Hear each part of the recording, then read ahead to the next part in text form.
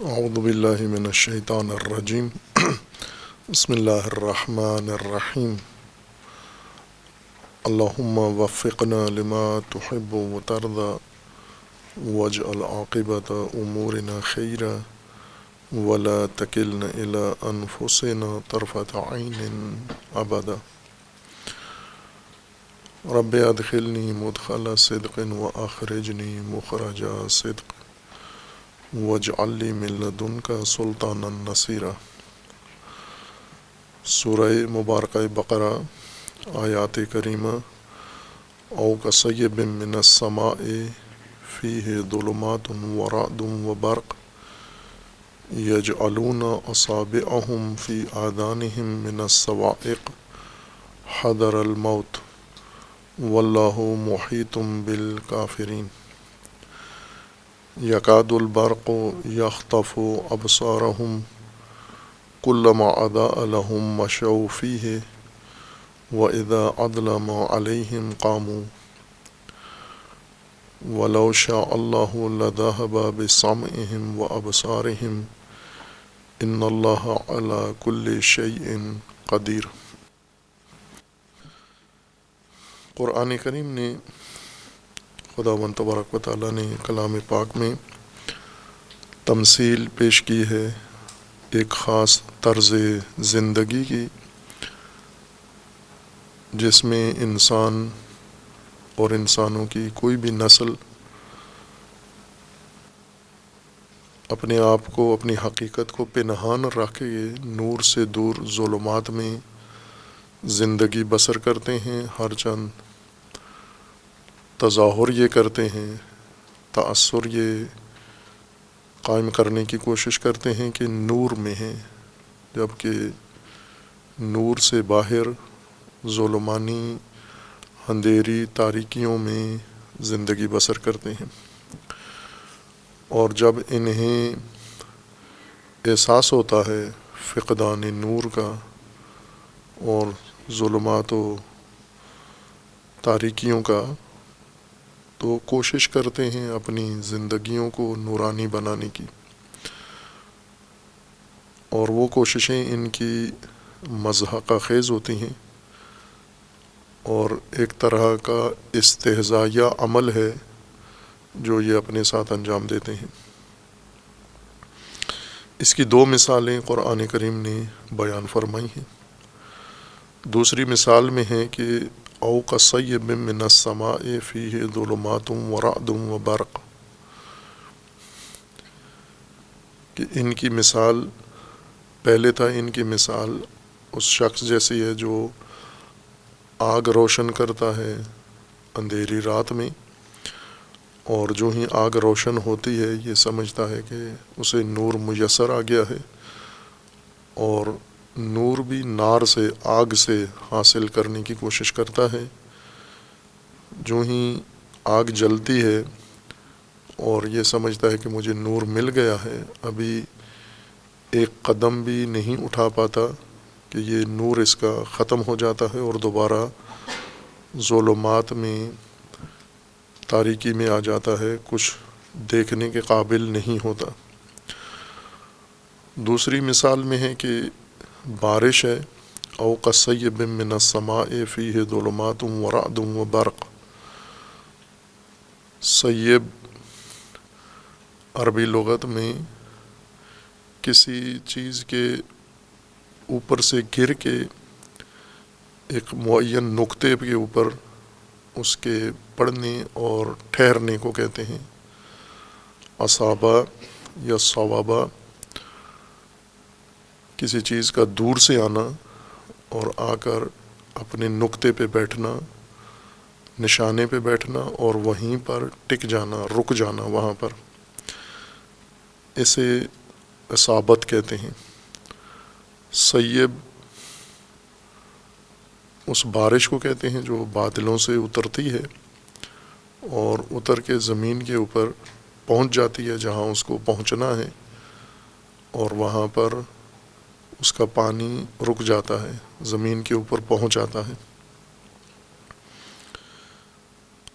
اور اسی معنوں میں، اسی مادہ سے کثیر استعمال لفظ مصائب و مصیبت بھی ہے، وہ بھی اسی معنی میں ہے کہ حوادث، واقعات، نقصانات جو کسی دور سے کسی سبب سے پیدا ہوتے ہیں اور انسان کو آ کر پڑھتے ہیں انسان کی زندگی میں، اور وہاں پر رک کر انسان کو کسی مشکل میں، سختی میں ڈال دیتے ہیں، انہیں بھی اسی وجہ سے مصائب کہا جاتا ہے یا مصیبت کہا جاتا ہے۔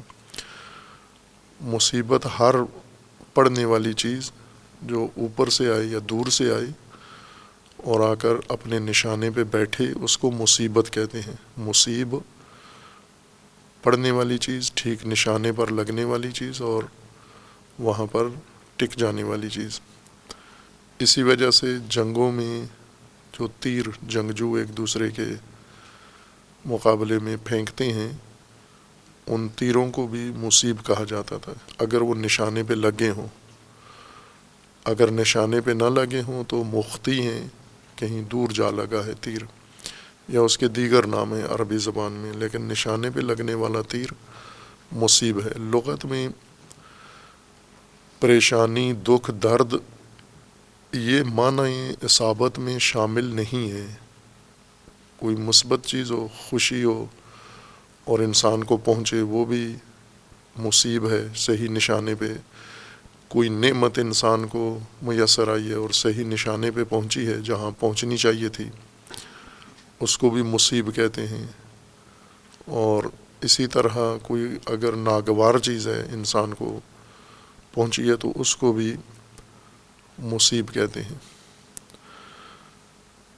اور یہاں پر بارش کے بارے میں مقصود بارش ہے، سیب یعنی بادلوں سے اترنے والی بارش جو زمین پہ پڑتی ہے اور اپنے اس نشانے پہ پڑتی ہے جہاں اترنا ہے بارش کو، جس علاقے میں، وہیں پہ پڑتی ہے۔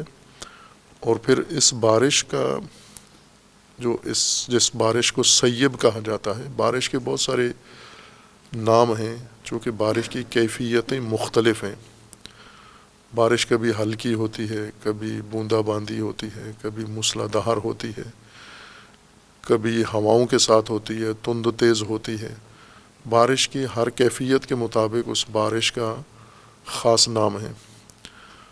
وہ بارش جو بعض موسموں میں اترتی ہے اور موسلا دھار جیسے برسات کی بارشیں اس خطے کے اندر نازل ہوتی ہیں، جن کے قطرے بارش کے موٹے قطرے ہوتے ہیں، ان کا حجم بڑا ہوتا ہے اور تیزی کے ساتھ زمین پر اترتے ہیں،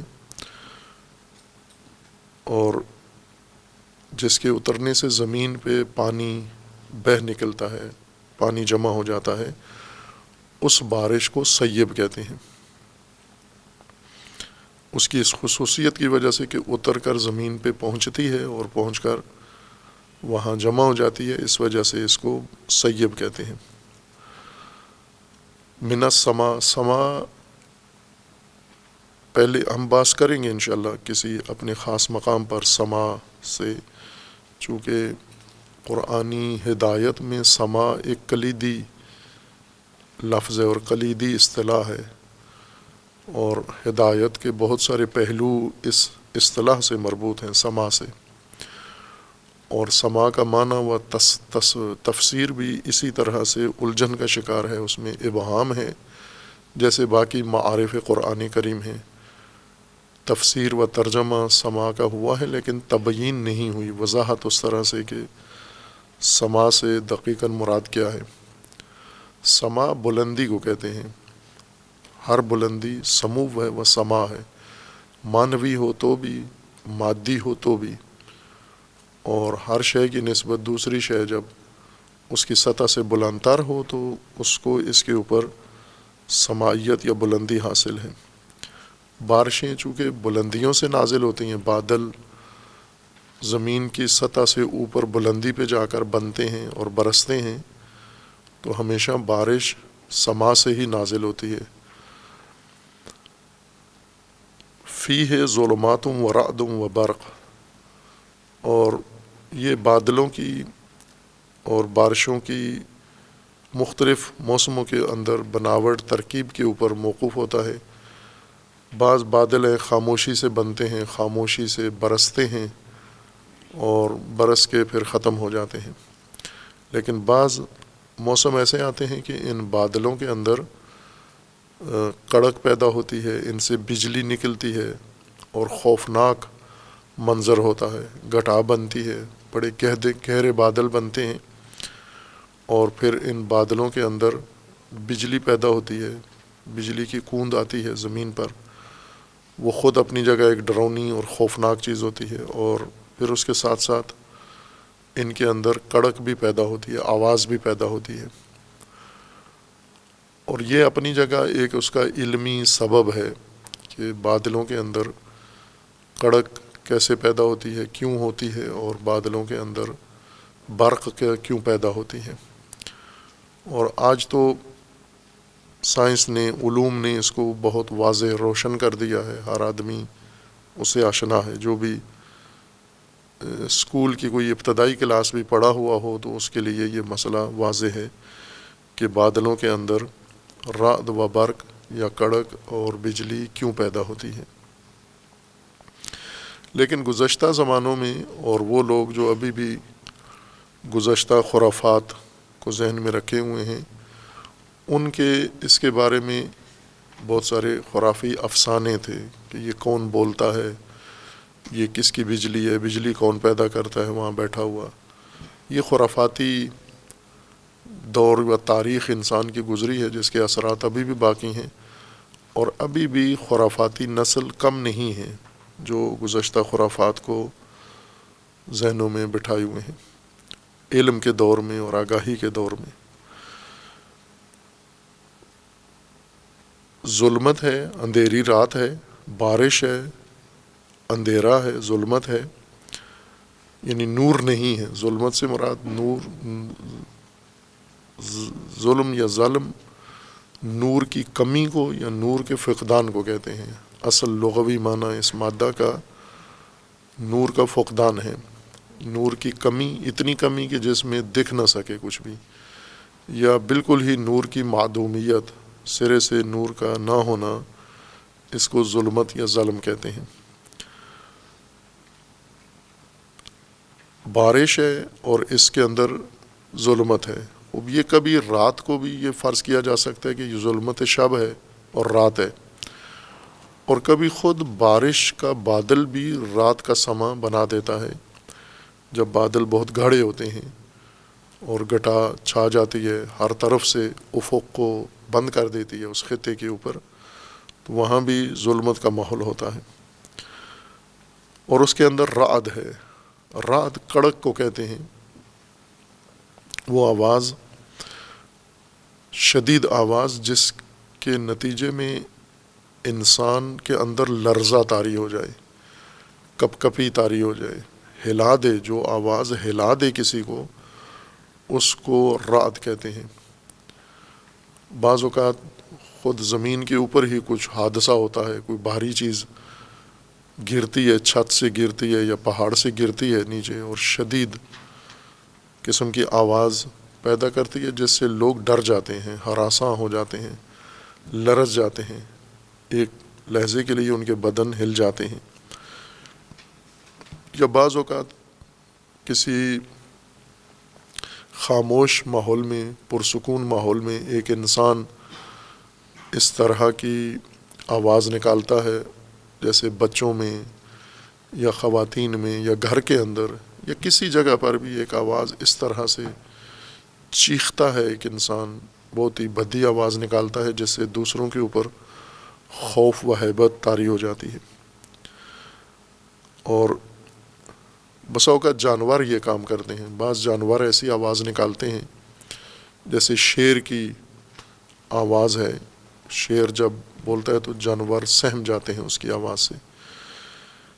یا دیگر جانور ہیں جو کبھی ایسی آواز نکالتے ہیں، مثلا عرب خصوصاً گدھے کو کہتے تھے رعاد، وہ گدھا جو اس طرح کی آواز نکالتا ہے جہاں پر سکون ہے، خاموشی ہے، اور گدھا ناگہان ہینکنا شروع کر دیتا ہے، اس کی شدید آواز جو منفور آواز ہے وہ بھی انسان پر یہی اثر ڈالتی ہے. بس رات ضروری نہیں کہ بادلوں سے یا بارش سے پیدا ہونے والی آواز ہو، یہ انسان کی بھی ہو سکتی ہے، کسی شے کی ہو سکتی ہے، کسی چٹان کے گرنے سے ہو سکتی ہے، کسی اور وزنی چیز کے گرنے سے ہو سکتی ہے. مقصود رات سے یہ ہے کہ جس میں ہیبتناک آواز ہو، جس سے انسان لرز جائے اور سہم جائے. بارش کے اندر یہ کڑک پیدا ہوتی ہے، بادلوں کے اندر موجود جو نظام ہے ان کا ترکیب بنتی ہے بادلوں کے اندر، اور اس میں یہ بجلی کی تاثیر پیدا ہوتی ہے جس سے کڑک و برق دونوں پیدا ہوتے ہیں. برق بھی اسی طرح بجلی کو کہتے ہیں، یعنی اردو میں ہم اس کا ترجمہ یا ہندی میں بجلی ترجمہ کرتے ہیں، باقی زبانوں میں اسے برق ہی کہتے ہیں، فارسی میں برق ہی کہتے ہیں اس کو، اور عربی میں برق کہتے ہیں. لیکن برق کا یہ مصداق ہے، یہ معنی نہیں ہے. جیسے آسمانی بجلی کی کڑک، آسمان کی کڑک بارشوں کے اندر، یہ مصداق ہے رعد کا، معنی نہیں ہے. معنی عمومیت رکھتا ہے، اس کے مصادیق میں سے ایک مصداق یہ ہے. اور اسی طرح سیب دور سے اوپر سے اترنے والی شے کو کہتے ہیں جو تیزی کے ساتھ آئے اور ٹھیک اپنے نشانے پر آ کر لگے اور بیٹھے، اس کو سیب کہتے ہیں. اس کا ایک مصداق موسلا دھار بارش ہے جو آسمان سے تیزی سے اترتی ہے اور اس کا پانی جمع ہو جاتا ہے. برق بھی اس چیز کو کہتے ہیں جو بہت روشن ہو، نمایاں ہو، چمکیلی ہو، جس کے اندر چمک ہو، آنکھوں کے اوپر اس کی چمک پڑے. اور چونکہ آسمانی بجلی میں یہ خصوصیت ہوتی ہے کہ بہت شدید اس کے اندر برقی رو ہوتی ہے، برقی کرنٹ اس کے اندر، اس بجلی سے جو انسان کے ہاتھوں کی بنی ہوئی ہے یا انسان نے قوانین حرکت سے کشف کر کے جو بجلی کی رو، بجلی کا کرنٹ تولید کیا ہے، اس سے کہیں زیادہ شدید تر وہ بجلی ہے جو طبعی طور پر بادلوں کے اندر پیدا ہوتی ہے. اور شدید چمک، کڑک بھی اس کی شدید ہے، چمک بھی اس کی بہت شدید ہے، اور اسی چمک کو برق کہتے ہیں. اگر چمک نہ ہو، صرف کرنٹ ہو، اس کو برق نہیں کہتے. جیسے ابھی تاروں میں بجلی جا رہی ہے، اگر یہ کسی بلب میں جا کر روشنی پیدا کرے تو برق اس وقت کہیں گے اس کو، کہ جو چیز چمک رہی ہے. یہ برقی کرنٹ جب چمک میں تبدیل ہوا ہے تو اس کو برق کہتے ہیں. بہت ساری چیزیں انسان کے ہاتھوں کی بنی ہوئی ہیں، طبعی طور پر بھی ہیں، اور ان کے اندر ایک طبعی چمک ہوتی ہے. جیسے پتھر ہیں بعض، یا انہیں انسان رگڑ کے پالش کر کے چمکا دیتا ہے، یا طبعی طور پر ان کے اندر چمک ہوتی ہے. یہ چمک بھی برق ہی کہلاتی ہے. اور برق چمک مختلف اشیاء، مختلف خصوصیات میں. بعض اوقات مبالغے کے طور پر کسی شے کو بڑھانے کے لیے اسے کہہ دیتے ہیں کہ یہ اس کے اندر برق ہے، یہ چمک ہے.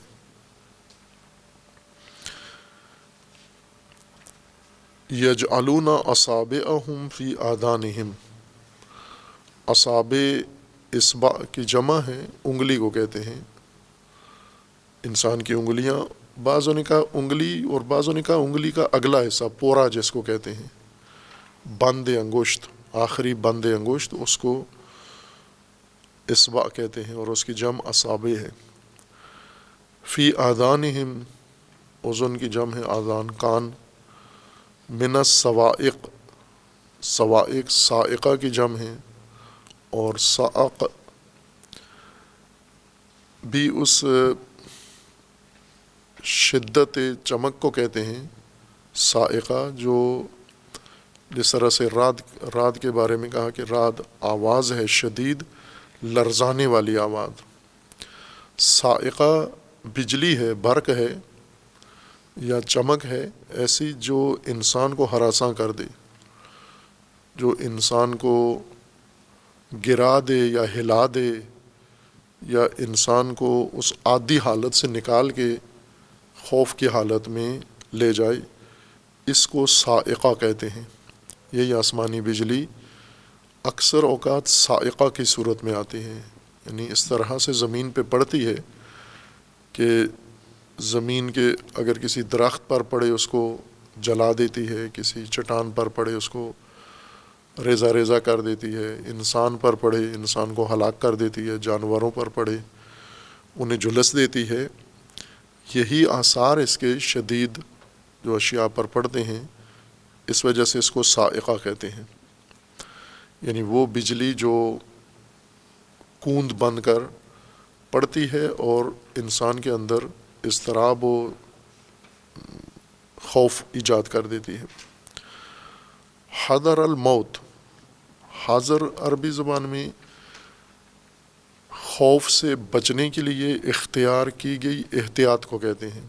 جب انسان کو شدید خوف ہو، ڈر ہو، موت کا ہو، کسی حملے کا ہو، کسی بیماری کا ہو، اور اس خوف سے بچنے کے لیے جو تدبیر انسان کرتا ہے، احتیاط اختیار کرتا ہے، اپنے بچاؤ کے لیے جو اپنی کیفیت بناتا ہے، اسباب فراہم کرتا ہے، حالات اس طرح کے ایجاد کرتا ہے، اس کو حذر کہتے ہیں۔ حذر بچاؤ یا احتیاط کی تدبیر ہے۔ اب فضا جو قرآن نے فرض کی ہے کہ یہ افراد جو زندگی گزار رہے ہیں، ہم موجودہ انسانوں کی مثال لیں، اس موجودہ نظام میں آج کی نسل میں کچھ لوگ اس فضا میں زندگی گزار رہے ہیں کہ گویا ان کی ساری عمر ایک مسلح دھار بارش میں گزر رہی ہے، جس میں اندھیرا ہے، تاریکی ہے، اور صرف اندھیرا و تاریکی نہیں ہے بلکہ جس میں رعد ہے، جس میں برق ہے، جس میں خوف ہے، جس میں صاعقہ ہے، اور جس میں موت کا شدید ہلاکت کا خطرہ، محسوس خطرہ ہے جو نظر آ رہا ہے ان کو۔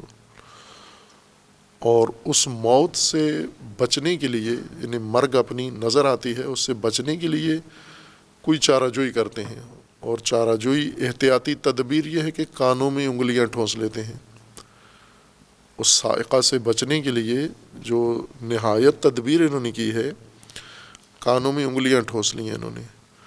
واللہ محیط بالکافرین، اور اس مثال میں اللہ تعالیٰ کا فرمانا یہ ہے کہ اللہ کافرین پر محیط ہے۔ البتہ اللہ صرف کافرین پر نہیں، ہر ایک پر محیط ہے، لیکن یہاں محیط کا ایک خاص مفہوم مراد ہے۔ احاطہ سے ہے محیط۔ احاطہ حوض گھیرنے کو کہتے ہیں، کسی چیز کے اوپر شش جہات سے کسی چیز کے اوپر انسان اگر گھیرا ڈال لے، یا کسی دوسری چیز کو اس کے اوپر گھیرا ڈال دے، جیسے عموماً پرندوں کے اوپر کوئی ٹوکری رکھ دیتے ہیں، ان کے اوپر پنجرہ رکھ دیتے ہیں جو ہر جہت سے پرندے کو گھیر لیتا ہے، اس کے لیے نکلنے کی کوئی گنجائش نہیں ہوتی۔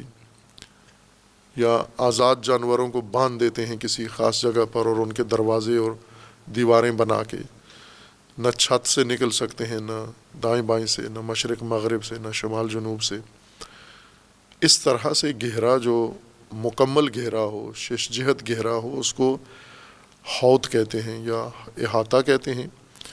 اور اللہ کی ذات نے ان کافرین کو اپنے گہرے میں لیا ہوا ہے۔ اللہ کی ذات محیط ہے۔ خوب، اللہ کی ذات صرف کافرین پر نہیں، مومنین پر بھی محیط ہے، اور مومنین کے علاوہ ہر شے پر اللہ کی ذات محیط ہے۔ لیکن کافروں پر احاطہ ایک خاص معنی ہے، یعنی یوں نہیں کہ جس طرح مومنین پر احاطہ ہے یا جس طرح کائنات پر احاطہ ہے، اس سے ہٹ کر خود جو کفر کے مناسب احاطہ ہے، یعنی جس طرح اس کی مثال ہم یوں لیتے ہیں کہ جیسے پولیس کبھی مجرموں کے بارے میں کہتی ہے کہ مجرمین پولیس کے گھیرے میں ہیں۔ اب ویسے تو پولیس جہاں پر ہو تو اس کا وہ محلہ پورا پولیس کے گھیرے میں ہوتا ہے، لیکن پولیس نے ان کو کہنا کچھ نہیں ہے، چھیڑنا کچھ نہیں ہے، اپنی معمول کی زندگی گزار رہے ہیں۔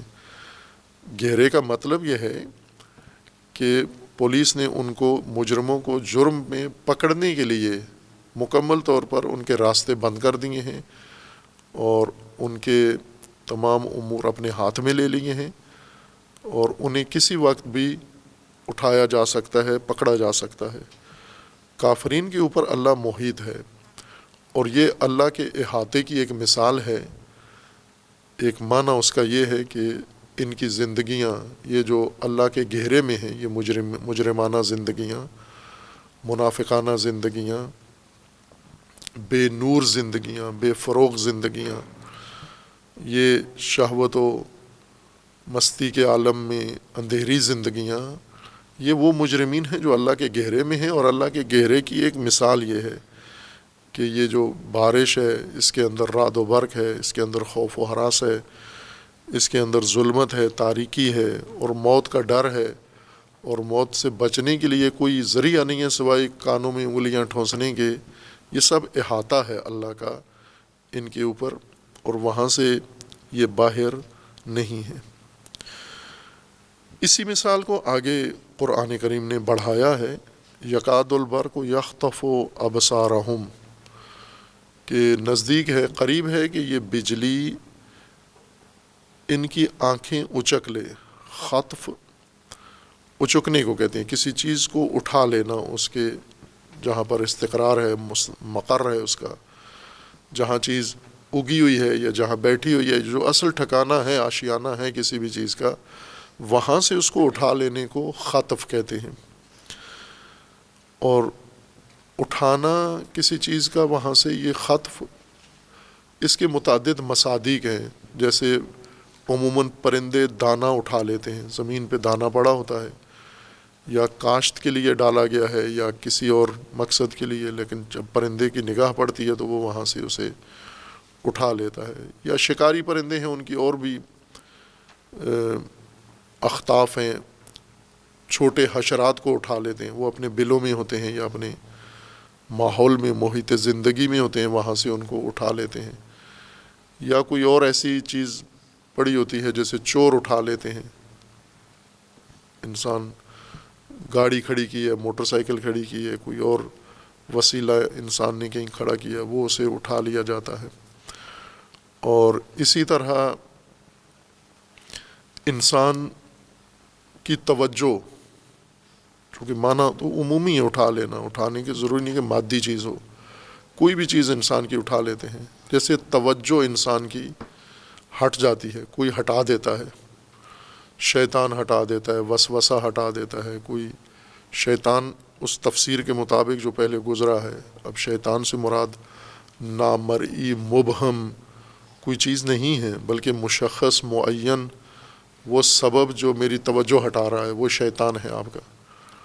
وہ ظاہر آپ کے قریب ہی ہوگا، دور نہیں ہے، وہ کسی اور ملک میں یا کسی اور عرش پہ نہیں ہے، وہ آپ کے نزدیک ترین چیز آپ کی توجہ ہٹاتی ہے، دور کی چیز کی رسائی نہیں ہے آپ تک۔ شیطان اس دور کرنے والے عامل کو کہتے ہیں جس کی رسائی آپ تک ہے اور آپ اس کی گرفت میں ہیں، وہ آپ کی توجہ ہٹا دیتا ہے۔ یہ توجہ ہٹانا بھی ایک خطف ہے، اچکنا ہے، یہ بھی اٹھا کے لے، جیسے پرندہ دانہ اٹھا کے لے گیا، یا جیسے چیل ہے وہ چوہا مینڈک اٹھا کے لے گئی، اسی طرح کسی عامل نے آپ کی توجہ ہٹا دی۔ آپ مطالعہ کر رہے ہیں، پڑھ رہے ہیں، نماز میں ہیں، آپ کی توجہ کسی نے ہٹا لی، کوئی تصور، کوئی خیال، کوئی چیز تو آتی ہے جو ہماری توجہ ہٹا دیتی ہے، وہی شیطنت ہے، وہی شیطان آیا ہے، ہماری توجہ اس نے ہٹا لی ہے۔ اور اس سے محفوظ رہنے کے لیے ہمیں اللہ تعالیٰ نے ایک حکم دیا ہے استعاذہ کا، ایک تدبیر کا، کہ آپ شیطان سے محفوظ ہونے کے لیے پناہ ایجاد کریں اپنے لیے اور اختیار کریں۔ لیکن ہمیں نہ وہ پناہ سمجھ میں آئی، نہ ہم نے اس کو اہمیت دی، اور نہ شیطان سے بچنے کی کوئی ضرورت محسوس کرتے ہیں کہ شیطان تو ہمارے لیے نعم القرین ہے، بہترین ساتھی ہے جو تنہا نہیں رہنے دیتا، اکثر ساتھ آ کے ملتا ہے اور پھر اپنا کام کر کے چلا جاتا ہے۔ خطف میں سے ایک ہے نظر، انسان کی نظر اچک لینا۔ جیسے انسان کو اندھیرے میں کچھ نظر نہیں آتا، یہاں اچکنے کی وجہ سے نہیں ہوتا کہ یہاں کسی نے ہماری نظر اٹھا لیے، چھین لیے اور نظر کوئی لے گیا ہے اٹھا کے. اچکنا وہاں ہوتا ہے کہ جہاں پر نظر کے لیے جو ماحول اسباب وہ فراہم ہے، یعنی نور ہے، روشنی ہے، لیکن پھر کوئی نظر ہماری اٹھا کے لے گیا ہے، اب ہمیں نظر نہیں آتا. جیسے ناگہان کوئی ضرب لگتی ہے، انسان کو چوٹ لگتی ہے، انسان کو کچھ نظر نہیں آتا. اور یا جیسے شدید نور آنکھوں کے سامنے آتا ہے، وہاں پر بھی انسان آنکھیں کھلی ہیں، نور بھی ہے لیکن نظر کچھ نہیں آتا. شدید نور میں انسان کی آنکھ یا حیوان کی آنکھ کا ایک درجہ ہے نور کو برداشت کرنے کا، اور ایک درجے کے نور میں دیکھنے کا نظام ہے آنکھ کا.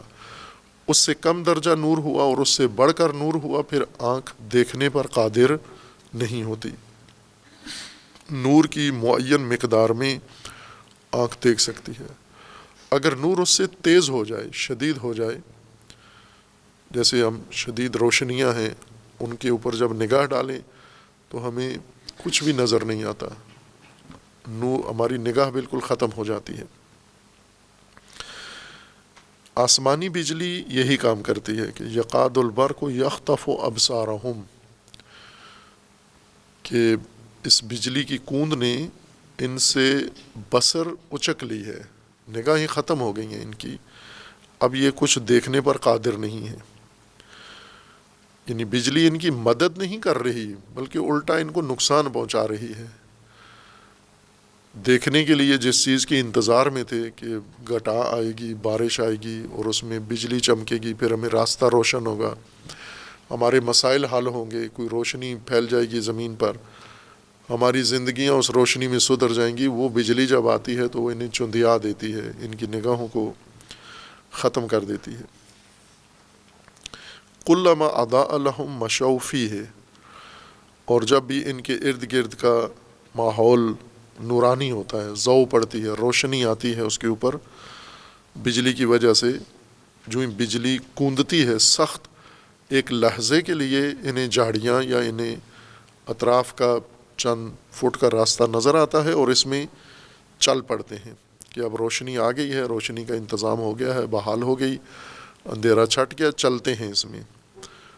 وَإِذَا أَظْلَمَ عَلَيْهِمْ قَامُوا، لیکن یہ روشنی نہ انہیں راستہ دکھانے کے لیے تھی، یہ اتنا شدید نور جو آسمان سے زمین پہ پڑتا ہے یہ جلانے کے لیے آتا ہے، نہ دکھانے کے لیے، چلانے کے لیے نہیں ہے کہ اس میں یہ چل پڑتے ہیں. فوراً ہی دوسرے لحظے ظلمت آ جاتی ہے، گٹا آ جاتی ہے، اندھیرا، پھر کھڑے ہو جاتے ہیں. قاموا، پھر وہیں جہاں تھے وہیں پہ متوقف ہو جاتے ہیں، ایک قدم اٹھائے بغیر. وَلَوْ شَاءَ اللَّهُ لَذَهَبَ بِسَمْعِهِمْ وَأَبْصَارِهِمْ، اور اگر اللہ چاہے تو ان کے سمع و بصر کو بھی ختم کر دے. جس طرح نور ختم ہو گیا ہے، نور ان کو میسر نہیں ہے، ان کے سمع و بصر بھی ختم ہو جائیں اس ضابطے کے مطابق کہ ہدایت کے لیے اللہ تعالیٰ نے جو نظام بنایا ہے اس میں انسان ہے، اور کچھ ہدایت کے بنیادی اسباب انسان کے اندر ہیں اور کچھ باہر ہیں. اندر انسان کی صلاحیتیں ہیں انسان کی، جیسے دیکھنے کی، سننے کی، سمجھنے کی، پرکھنے کی، جانچنے کی، عقل ہے، دل ہے، ذہن ہے انسان کا، سمع و بصر ہیں. یہ حواس ظاہریہ پنجگانہ اور اسی طرح صلاحیتیں ادراکی جو انسان کے اندر موجود ہیں، یہ ہدایت کے لیے وسائل ہیں اللہ نے انسان کو دیے ہیں. اور یہ اس وقت تک ہدایت کے وسائل انسان کے کام آتے ہیں جب یہ سالم ہوں، جب یہ محفوظ ہوں، اور جب ان کی پرورش ہوئی ہو، تربیت ہوئی ہو. چونکہ یہ بھی معرض خطر میں ہیں، معرض نابودی میں ہیں. یہ صلاحیتیں انسان کی ایک ایک کر کے یا ساری باہم بھی ختم ہو سکتی ہیں، جیسا ہم دیکھتے ہیں روزمرہ، اپنے ساتھ بھی ہوتا ہے اور دوسروں کو بھی دیکھتے ہیں. کبھی کسی کی نظر ختم ہو جاتی ہے، کبھی کسی کو سنائی نہیں دیتا، کسی کے ساتھ کوئی اور عارضہ آ جاتا ہے پیش، کبھی کسی کا ذہنی توازن خراب ہو جاتا ہے، سوچنے سمجھنے کی صلاحیت اس سے سلب ہو جاتی ہے. خوب یہ حوادث انسان کے ساتھ لگے رہتے ہیں دوسری طرف سے ہدایت کے لیے اللہ تعالیٰ نے جو راستہ مقرر کیا ہے، نشانیاں ہدایت کی مقرر کی ہیں، ان کو روشن کرنے کے لیے نور کا انتظام کیا ہے۔ نور وہ تعلیمات ہیں جو دین جس کا نام ہے، وہ دین کا مجموعہ نور ہے، اور انسان اس بیچ میں ہے، ایک طرف سے اندرونی طور پر صلاحیتیں اور بیرونی طور پر نور۔ اس بیچ میں انسان نے اگر بیرونی نور بھی حاصل کر لیا، یعنی جہاں نور ہے وہاں پہنچ جائے، یا نور کو لے آئے اپنی زندگی میں، وہ جو اللہ نے اس کو نور فراہم کیا ہے، یہ نور اگر انسان اپنی زندگی میں لے آئے، اس صورت میں ہدایت اس کے لیے ممکن ہے۔ اور دوسرا یہ کہ جو نور کے فضا میں جس نے دیکھنا ہے، سمجھنا ہے، وہ صلاحیتیں ہیں اندرونی، نور ہو اور عقل نہ ہو، نور ہو دل نہ ہو، نور ہو آنکھ نہ ہو، نور ہو سمجھ نہ سکتا ہو انسان، تو بھی ہدایت ناممکن ہے۔ اور اگر آنکھیں ساری موجود ہوں، ذہن سالم ہو، سب کچھ صلاحیتیں محفوظ ہوں، نور نہ ہو، گٹا ہو، تو بھی ہدایت ناممکن ہے۔ اب انسان جس طرح اللہ نے اس کے لیے دوہری نعمتیں دی ہیں، نور بھی دیا ہے اور صلاحیتیں بھی دی ہیں، عقل بھی دی ہے، روشنی بھی دی ہے، بصارت بھی دی ہے، آنکھ بھی دی ہے، اسی طرح اللہ نے اس کے لیے تعلیم بھی دی ہے، سماعت بھی دی ہے، دونوں طرح سے لینے والی صلاحیت اور اس کو ہدایت روشن کرنے والی نعمت بھی اللہ نے باہم مرتبط کر کے جوڑ کے ان کو عطا کی ہے۔ اور اب انسان کا کام ہے کہ اس ربط کو قائم رکھے، یہ نور بھی ختم نہ ہونے دے اور خود نور سے باہر نہ جائے، نور کو اپنی زندگی سے باہر نہ جانے دے، اور دوسری طرف سے اپنے اندرونی نظام کو بھی محفوظ رکھے کہ یہ بھی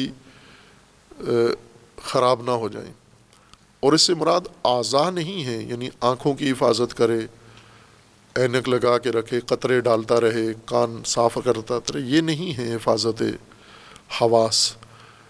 حفاظت حواس یہ ہے کہ جن چیزوں کو اسے سننا ہے وہ سنے، اور جن امور کو دیکھنا ہے انہیں دیکھے، ورنہ کان سالم ہوں اور آنکھیں سالم ہوں اور کچھ بھی نہ دیکھے اور کچھ بھی نہ سنے، جیسے کہا جاتے ہیں کہ یہ لوگ کسی کی نہیں سنتے، یہ کسی کی نہیں مانتے، وہی مراد ہے کہ اپنی صلاحیتیں کھو بیٹھے ہیں، بعض اوقات نابود کر بیٹھے ہیں بالکل صلاحیتیں، جیسے ختم اللہ علی قلوبہم، اور بعض اوقات کمزور کر بیٹھے ہیں اپنی یہ صلاحیتیں، ضعیف کر بیٹھے ہیں، ہوتے ہوئے ان سے استفادہ نہیں کر رہے، چونکہ غلبہ ان کے اوپر شہوات کا ہے، غلبہ ان کے اوپر خواہشات کا ہے، اس وجہ سے یہ صلاحیتیں ہوتے ہوئے، جیسے انسان کی آنکھ ہے اور آگے کوئی چیز آ جائے نہیں دیکھ سکتا، اسی طرح یہ زندگی کا انداز بھی انسان کے آگے پردہ بن جاتا ہے، غشاوہ بن جاتا ہے۔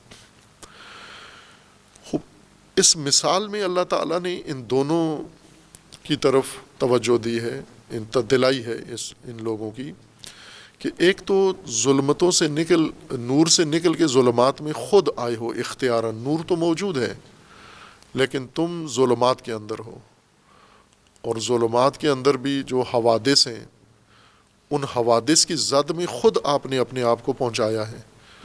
یہ جو بارش ہے، اس کے اندر برق ہے، اس کے اندر کڑک ہے، اس کے اندر صاعقہ ہے، یہ تمہارا اپنا فراہم کردہ نظام ہے سارا۔ ہم اپنے موجودہ حالات کو دیکھیں، یہ قوم، پاکستانی قوم اور اسی جیسے دوسری اقوام بھی ہیں، اللہ نے تو ان کے لیے یہ نظام نہیں بنایا تھا جس میں آج یہ جا پہنچے ہیں، کہ انہیں زندگی کے لیے بنیادی ضرورتیں میسر نہیں ہیں، امن و امان نہیں ہے، ہدایت نہیں ہے، کچھ بھی نہیں ہے۔ یہی سیب من السماء ہے، یہی وہ گٹا والی صورتحال ہے جس میں انسان زندگی گزار رہا ہے۔ یعنی مثال، یہ تمثیل اس کے لیے دی گئی ہے، ان حالات کے لیے، اور اس کے اندر اندھیرا بھی ہے، اس کے اندر رعد بھی ہے، اس کے اندر برق بھی ہے، اس کے اندر صاعقہ بھی ہے، اس کے اندر خوف بھی ہے،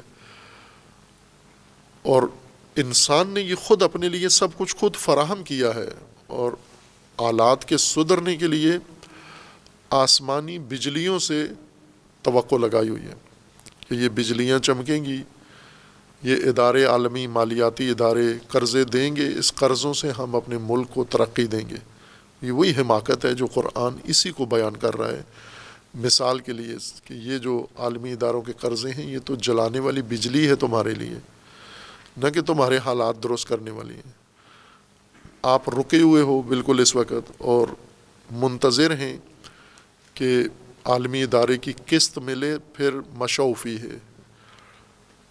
جب بھی کلما ادا لہم، جب بھی کوئی قسط منظور ہوتی ہے ان کی تو مشوفی ہے، پھر فوراً چلنے کی تیاری کرتے ہیں کہ اب قومی اور ملکی سفر شروع ہے۔ وَإِذَا أَظْلَمَ عَلَيْهِمْ، لیکن فوراً ہی ان کے اوپر ظلمت چھا جاتی ہے، ناگہان ظلمت آ جاتی ہے، قاموں، پھر کھڑے ہو جاتے ہیں وہیں پر جہاں تھے۔ خوب اس کو ہم جتنی موجودہ نسل کی زندگی کا طرز ہے جو قرآن مثالوں میں توصیف و تمثیل دونوں میں پیش کر رہا ہے، یہی ہماری ہدایت کے لیے ہے، یہ آج کی ہماری موجودہ نسل کی ہدایت کے لیے ہے کہ یہ نور سے نکل کر ظلمتوں میں رہ کر اور پھر وہاں سے بجلیوں کے انتظار کرنا کہ بجلیاں آئیں گی اور پھر ہمارے حالات سدھریں گے۔ مثلاً اس کی مثال یہ ہے کہ اللہ نے آپ کے لیے نور انتظام کیا تھا، ہر شعبے کا نور ہے، ہر جو انتظام اللہ نے ہدایت کے لیے کیا وہ نور ہے، چونکہ اسی سے انسان کو روشنی ملتی ہے۔ اللہ تعالیٰ نے تمہارے لیے دین کا انتظام کیا، یہ نور ہے۔ اللہ نے قرآن نازل کیا، یہ نور ہے۔ اللہ تعالیٰ نے نبی اکرم کو مبعوث کیا، یہ نور ہے۔ اللہ تعالیٰ نے امامت کا نظام تمہاری اجتماعی سماجی زندگی کے لیے مقرر کیا، یہ نور ہے۔ یہ نورانی حیات وہ ہے جس میں اللہ کا فراہم کردہ نور موجود ہو اور اس کے سائے میں لوگ زندگی گزار رہے ہوں۔ وہ نور تم نے بجھا دیا، اس سے باہر آ گئے اور نار جمہوریت تم نے جلا لی نور کے حصول کے لیے۔ اب منتظر ہو کہ اس ظلمت میں کہیں سے نور پیدا ہو۔ نور پیدا ہوا، بجلی آسمانی، کسی ملک سے جا کے معاہدہ کر لیا اس معاہدے نے، یا الیکشن ہو گیا، یہ خود ایک بجلی ہے، یہ رعد و برق ہے۔ ایک فاسد ترین انسان تمہارے اوپر آ کے حاکم بن گیا تمہارا، تو تم نے خود کیا ہے۔ یہ اسی زندگی کو قرآن مثال کے ذریعے بیان کر رہا ہے، یہ مصادیق ہیں اس کے۔ اور اب تم ان بجلیوں کی انتظار میں ہو، یہ بجلیاں چمکیں گی، ان بجلیوں کی روشنی ہوگی، پھر ملت ترقی کرے گی، پھر ملک ترقی کرے گا۔ ظلمتوں کے اندر محصور نسل یہ ہے، اس کی یہ زندگی ہے۔ اب یہاں ان ظلمتوں میں بیٹھ کر انہوں نے جو تخیلات اپنے بنائے ہوئے ہیں کہ یہ زندگی اس طرح ظلمتوں میں گزاریں گے، مر کے جنت میں جائیں گے، نور میں چلے جائیں گے۔ خوب ظلمتوں سے نکل کے تو ظلمتوں میں جاتا ہے انسان، ظلمتوں سے نکل کے تو نور میں نہیں جاتا۔ نور یہاں پر فراہم کرو تاکہ آگے بھی نور ہی تمہارا منتظر ہو اور آگے بھی نورانی زندگی تمہیں میسر آئے۔ اسی طرح ہم دوسرے پہلو سے بھی زندگی کو دیکھ سکتے ہیں۔ یہ سماجی زندگی یا سیاسی نظام ظلمانی نظام ہے، اس کے بعد دوسرا کوئی نظام لے لیں آپ، کوئی اور شعبہ، تو یہی زندگی ہے۔ تعلیمی نظام ظلمانی ہے، ایک ظلمتوں کے اندر داخل ہوئے ہیں کہ یہاں سے ہمیں روشنی ملے گی۔ علامہ اقبال کے بقول کے سانپ کی زہر سے زندگی مل سکتی ہے اور خنجر کی دھار سے انسان کو زندگی مل سکتی ہے اور پاگل کتے کی ناف سے خوشبو مل سکتی ہے، لیکن اس نظام تعلیم سے نور نہیں مل سکتا۔ لیکن ہم نے اسی سے نور حاصل کرنا ہے، جو کتے کی ناف سے بھی بدتر نظام تعلیم ہے، اسی میں رہنا ہے۔ یہ ہمارا اپنا اقدام ہے، یہ ہم داخل ہوئے اس کے اندر۔ اب بجلیاں چمکیں گی، ان بجلیوں کی چمک میں پھر ملت چلے گی، حرکت کرے گی اور ملت نجات پائے گی۔ یہ اس پہلو سے ہے۔ اسی طرح تہذیب ہے ہماری، اسی طرح مذہب ہے ہمارا، اسی طرح باقی امور ہیں ہمارے۔ خوب یہ وہ اختیاری زندگی ہے جو ہم نے خود یا موروثی ہے، ماں باپ سے یہی لی ہے۔ ماں باپ کو جب دیکھا ہم نے تو یہی کرتے ہوئے دیکھا، ان کی دیکھا دیکھی بھیڑ کی طرح، بھیڑ کے بچے کی طرح، بھیڑ ماں کے پیچھے ہے، بچہ ماں کے پیچھے ہے۔ ہم بھی جن سے پیدا ہوئے، جنہوں نے پیدا کیا، جو آنکھ کھولی تو جو کر رہے تھے ہم بھی وہی کرنے میں لگ گئے، اور منتظر یہ ہے کہ ان نسلوں کو آسمانی بجلیوں سے روشنی ملے گی۔ یعنی اگر ہم پاکستان کی ہی مثال لے لیں تو یہ قوم جس حماقت کا شکار ہے کہ آسمانی بجلیوں سے اور تاریکیوں میں آسمانی بجلیوں سے نور کی انتظار میں بیٹھی ہوئی ہے کہ یہ اس ظلمتوں میں کوئی بجلی چمکے گی اور اس سے روشنی ملے گی، پھر ہم سفر کریں گے، ہمیں سب کچھ میسر آ جائے گا۔ لیکن جو اللہ نے نور بنا کے پہلے سے رکھا ہوا ہے، اہتمام کیا ہے، اتارا ہے جو نور، اس کی ضرورت نہیں ہے، وہ پرانا ہو چکا ہے اور وہ اس قوم کے سمجھ میں نہیں آتا۔ خطف بصر ان کی ہوتی ہے، یعنی چندیا، ان کی آنکھوں کو بجلیاں چندیا لیتی ہیں۔ اگر ہم آج کی موجودہ نسل کا جائزہ لیں تو ان کی آنکھوں کو چندیایا ہوا ہے آسمانی بجلیوں نے۔ مثلاً مغربی طرز زندگی نے آج کی نسل، مسلمان مومن نسل کی آنکھوں کو چندیا دیا ہے، خطف بصر کیا ہے اس نے۔ یعنی اس طرح سے وہ برق، وہ صاعقہ ان کی آنکھوں میں پڑا ہے کہ ان کی بصیرت ہی ختم ہو گئی ہے، ان کی بصارت ہی ختم ہو گئی، ان کی آنکھیں اندھی ہو گئی ہیں اور اندھے ہو کر زندگی گزار رہے ہیں، ظلمت کی طرف دوڑے ہوئے، کھنچے ہوئے جا رہے ہیں۔ خطف بصر بڑا ایک عذاب ہے کسی قوم کے اوپر یا کسی فرد کے اوپر کہ آپ اس کی نظر ہی اچک لیں۔ خوب یہ ہوا ہے مسلمانوں کے ساتھ، مومنوں کے ساتھ، کہ جنہیں اللہ نے نور فراہم کیا تھا، آج ان کی نگاہیں اچک لی ہیں مغربی طرز زندگی نے، شہوانی تہذیب نے اور ہوس کی تہذیب نے ان کی آنکھیں اچک لی ہیں، اور بالکل سمن بکمن عمیون ہیں، یہ نہ دیکھتے ہیں، نہ انہیں کچھ نظر آتا ہے اور نہ دیکھنا چاہتے ہیں۔ یہ عمیون نہ کہ جن کی آنکھیں خراب ہیں، جن کی بصارت چلی گئی ہے، کدھر چلی گئی ہے؟ کسی نے اچک لی ہے، کسی نے چندیا دی ہیں ان کی آنکھیں۔ جیسے شہوتران انسان کو اگر کوئی نامحرم نظر آئے تو اس کے ہوش حواس اڑا لیتی ہے، وہ نامحرم عورت، وہ برہنہ عورت اس کے ہوش حواس اڑا لیتی ہے۔ اسی طرح ایک خواہشات کا اسیر انسان جب اس کے سامنے، جو مال و دنیا چاہتا ہے، اگر اس کے سامنے دنیا آئے، مال آئے، وہ ہوش و حواس اڑا لیتی ہیں اس کے۔ یہ ہوش و حواس اڑا لینا اچکنا ہے، خطف عقل ہے، خطف بصر ہے، خطف سماعت ہے، خطف حواس ہے۔ یہ چندیائی ہوئی نسل ہے، اس کے ہوش و حواس لے اڑے ہیں۔ کون؟ دنیا، ہوس، شہوت، بے بصیرتی ان کے اوپر مسلط ہے یہ۔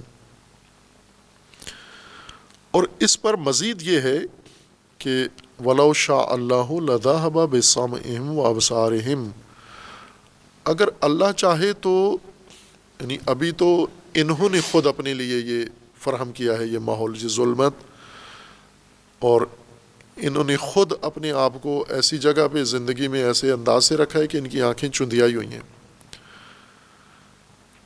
اور یہ ہوش حواس ان کے ٹھکانے نہیں ہیں، کوئی چیز لے اڑی ہے ان کے ہوش و حواس، کسی کے ہوش و حواس مال، کسی کے ہوش و حواس دنیا، کسی کے ہوش و حواس منصب، کسی کے ہوش و حواس شہوت، ہر ایک نے شہرت، اقتدار پرستی۔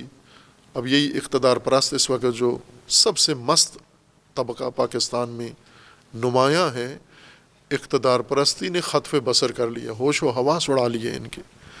انہیں کچھ بھی نہیں پتہ ہم انسان ہیں، دوسرے انسان ہیں، ہمارا رب ہے، ہمارا کوئی اللہ ہے، کوئی خوف خدا، کچھ بھی نہیں۔ صرف اقتدار پرستی نے، اس کشش نے، اس بجلی نے ان کی آنکھیں چندیا دی ہیں، اور انہیں اب کچھ بھی نظر نہیں آتا، نہ نصیحت سنتے ہیں، نہ موعظہ دیکھتے ہیں، نہ عبرت لیتے ہیں، کچھ بھی نہیں، ہوش حواس ٹھکانے نہیں ہیں ان کے۔ خوب یہی حال باقی طبقات کا اپنے اپنے میدان اور اپنی اپنی آفت اور اپنے اپنے ابتلا کے لحاظ سے ہے۔ ایسے میں اللہ تعالیٰ کا فرمانا ہے کہ اگر ان کی، جو خود انہوں نے اپنے لیے کیا ہے، اگر اللہ بھی جس طرح پہلے کہا تھا کہ یمدہم فی طغیانہم یعمہون، اب وہ جو آخری حصہ تھا کہ یہ تو طغیان کی زندگی میں ہیں، اگر اللہ ان کو مزید دھکا دے دے آگے، اور وہ یہ ہے کہ ان کی سمع و بصر خدا ختم ہی کر دے، صلاحیت ان کی سلب ہو جائے، یہ بھی ہو سکتا ہے۔ وَلَوْ شَاءَ اللَّهُ لَذَهَبَ بِسَمْعِهِمْ وَأَبْصَارِهِمْ. ابھی تو اندھیرے کی وجہ سے انہیں کچھ نظر نہیں آتا، ظلمت کی وجہ سے نظر نہیں آتا، بجلی کی وجہ سے کچھ دکھائی نہیں دیتا، لیکن یہ بھی ان کے لیے ہے یہ امکان کہ اللہ ان کے ہوش و حواس ختم ہی کر دے، پہلے طبقے کی طرح ہو جائیں، سرے سے سمجھنے کے قابل ہی نہ رہیں، ان کے آگے ایسے پردے حائل کر دے اللہ کہ سمع و بصر ختم ہی ہو جائیں. اور یہ قدرت ہے اللہ تعالیٰ کی.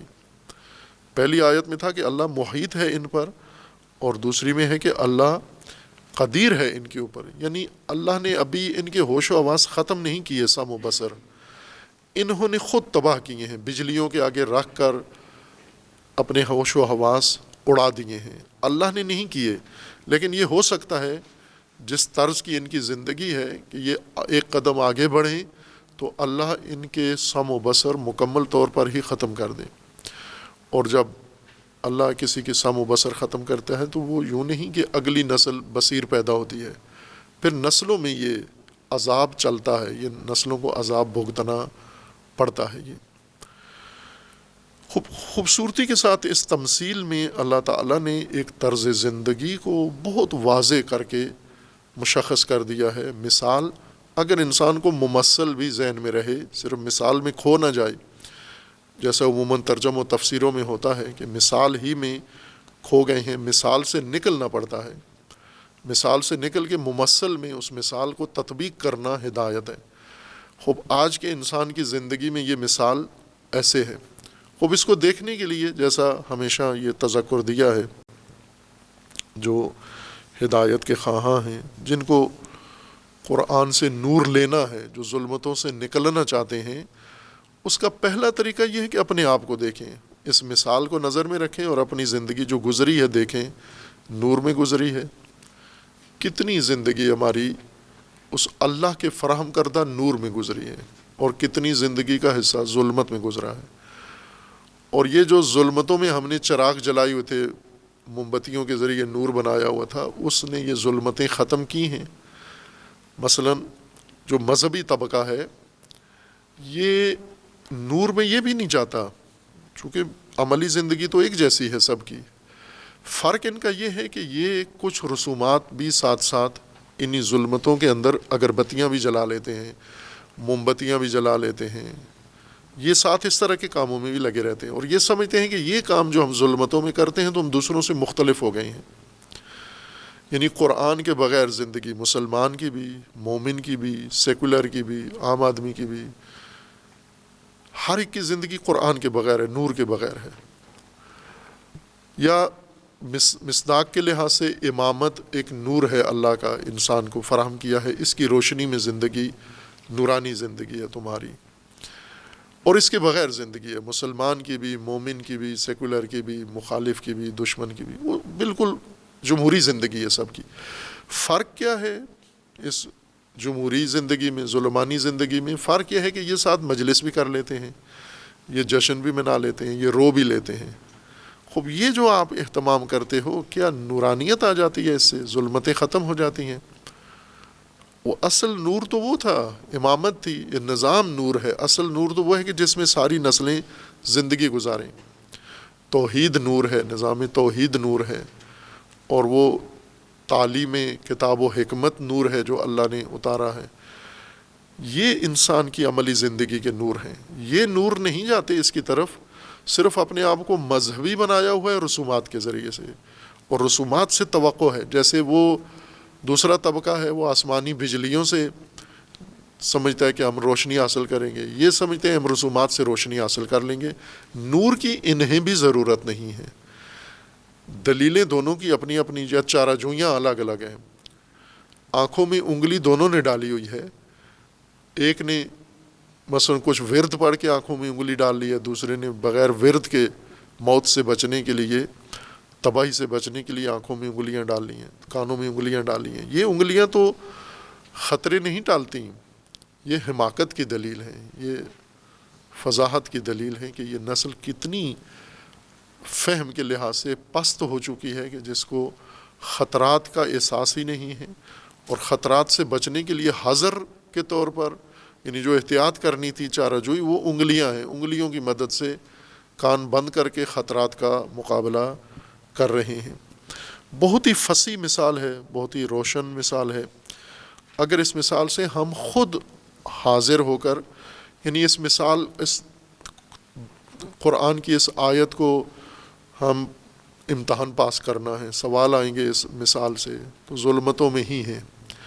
اگر اس مثال سے اپنا اندازہ نہیں ہوا کہ میں کہاں کھڑا ہوں، نور میں ہوں، کہاں ہے نور، یا دھوکے میں ہوں، یا نور کے اندر کسی بجلی کی زد میں ہوں، یا نور کے اندر کوئی اور آنکھوں میں انگلیاں ڈالی ہوئی ہیں اور کانوں میں انگلیاں ڈالی ہوئی ہیں، آنکھوں میں پٹیاں باندھی ہوئی ہیں۔ سب سے پہلا یہ کام ہے جو انسان نے کرنا ہے، قرآن سے ہدایت لینے کا پہلا قدم یہ ہے کہ میں اس وقت کہاں ہوں، پھر میری موجودہ نسل کہاں ہے، میں جس سماج کا حصہ ہوں وہ کہاں کھڑا ہے اس مثال میں۔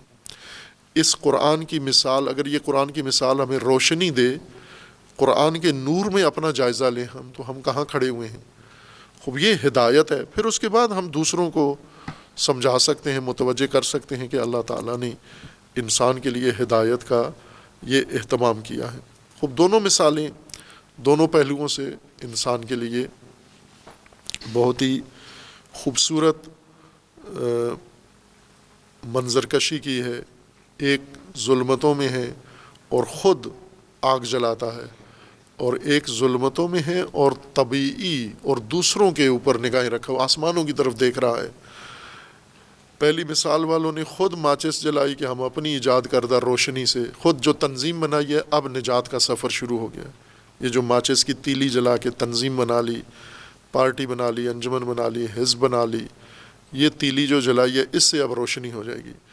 دوسرا طبقہ وہ ہے کہ جو بیٹھا ہوا ہے کہ آسمانوں سے بجلیاں آئیں گی، آسمانوں سے روشنیاں آئیں گی، ان روشنیوں سے ہم اپنا سفر جاری رکھیں گے۔ جو دوسروں کی طرف دیکھ رہے ہوتے ہیں، جو آسمانوں کی طرف دیکھ رہے ہوتے ہیں، جن آسمانوں میں بادل ہیں تمہیں جلانے کے لیے، تباہ کرنے کے لیے گھٹائیں، ان آسمانوں سے، یعنی جو تمہاری ویرانی کے اسباب فراہم کیے ہوئے ہیں، ان آسمانوں سے تم امیدیں لگا کے بیٹھے ہوئے ہیں کہ ان سے ہم نجات پائیں گے، اور یہ ہمارے لیے منصوبے لائیں گے، یہ ہماری مدد کریں گے، یہ ہمیں قرضے دیں گے، ان کی طرف سے ہم جائیں گے، یہاں ان ملکوں میں جا کر ہم اپنے آپ کو اور اپنی نسلوں کو سدھار لیں گے۔